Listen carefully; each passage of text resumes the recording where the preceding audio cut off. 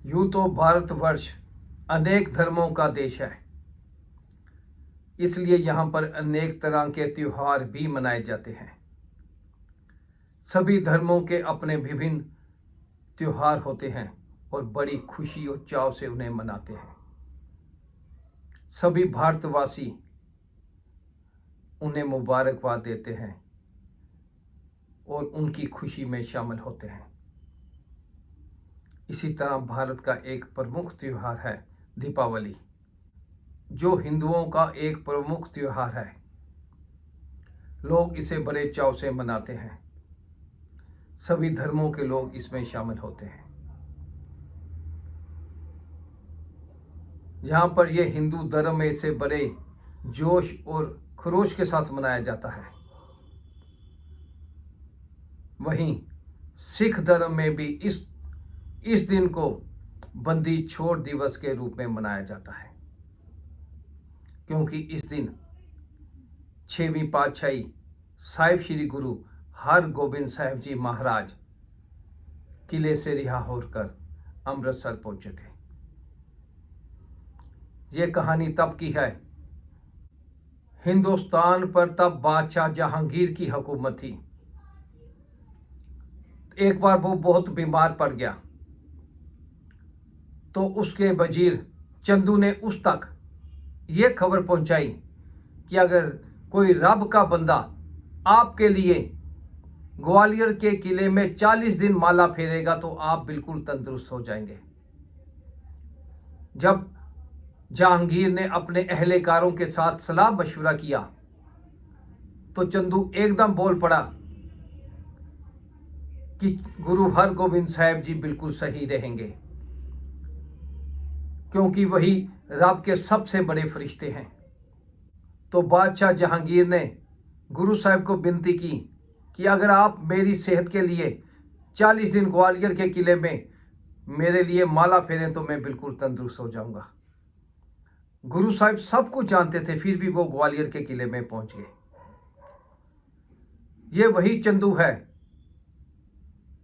जो अपनी बेटी की शादी गुरु हरगोबिंद साहिब जी के साथ करवाना चाहता था, और गुरु साहिब के पिता गुरु अर्जुन देव जी ने यह रिश्ता प्रवान नहीं किया था, क्योंकि चंदू के हाव भाव सही नहीं थे।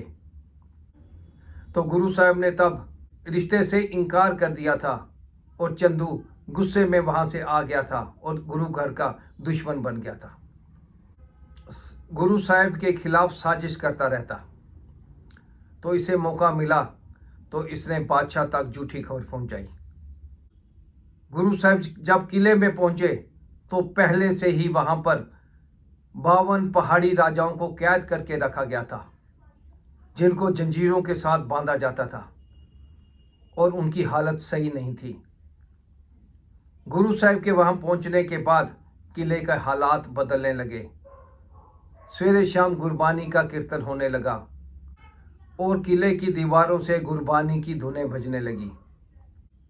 और जब 40 दिन से ऊपर का समय हो गया तो संगतों में बेचैनी हो गई कि गुरु साहिब अभी तक नहीं आए। तो संगतों के जत्थे ग्वालियर जाते, किले का परिक्रमा करते और अरदास कर कर वापस आ जाते।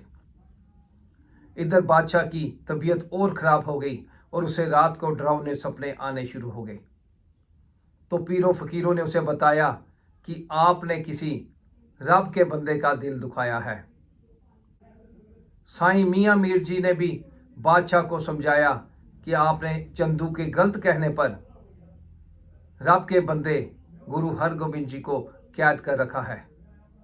बादशाह को अपनी गलती का एहसास हुआ और उसने गुरु साहिब की रिहाई का आदेश दिया, पर गुरु साहिब ने रिहा होने से साफ मना कर दिया और कहा कि जब तक इन 52 पहाड़ी राजों को रिहा नहीं किया जाएगा वो भी रिहा नहीं होंगे।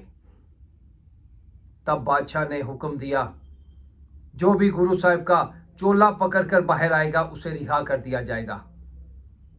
तो गुरु साहिब ने 52 कलियों वाला एक चोला सिलवाया और एक एक कली एक एक राजा के हाथ में थी। इस तरह 52 राजे 52 कलियां पकड़कर किले से बाहर आए और रिहा कर दिए गए। रिहाई के बाद जब गुरु साहिब अमृतसर पहुंचे तो संगतों में खुशी की लहर दौड़ गई। उन्होंने घी के दिए जलाए, मिठाइयां बांटी और इस दिन को बंदी छोड़ दिवस के रूप में मनाया। उस दिन दीपावली का त्योहार भी था। तब से लेकर आज तक दीपावली के दिन सिख संगतें इस दिन को बंदी छोड़ दिवस के रूप में भी मनाती हैं। हरमंदिर साहिब अमृतसर में इस दिन और खूब दीपमाला होती है और आतिशबाजी की जाती है जो देखने योग्य होती है।